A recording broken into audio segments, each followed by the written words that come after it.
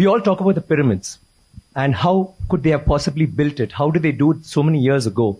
But do you know that in India, we have so many temples, but the one with the highest Gopuram is there in Tanjavur, which is where the Chola dynasty had happened, and his role, Rajaraja Cholan, had built it. That particular temple has the highest Gopuram in the whole world. The top stone alone, it's a single stone that weighs 80 tons.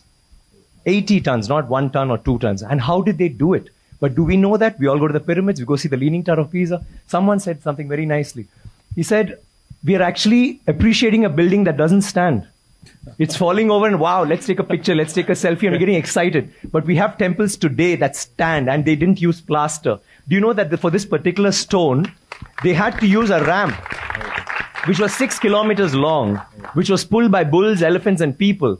6 kilometers long to get it up there, without any machinery, without any cranes, without anything.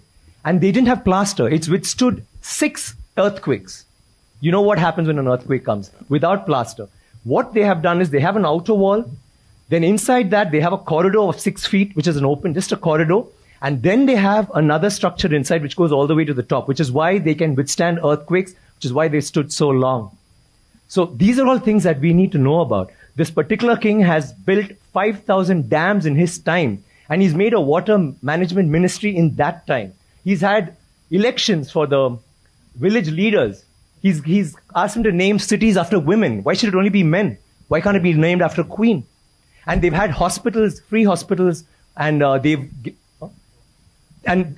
he actually brought loans. I mean, he used to give loans. He used to help people get dignity, not just throw money around. So this is something that's so illustrious. And this happened in the 9th century. I'm sorry, I'm taking so much time. It happened in the 9th century when the rest of the world, you talk about superpowers today, the 9th century, all this happened when we had the biggest maritime naval thing in the world.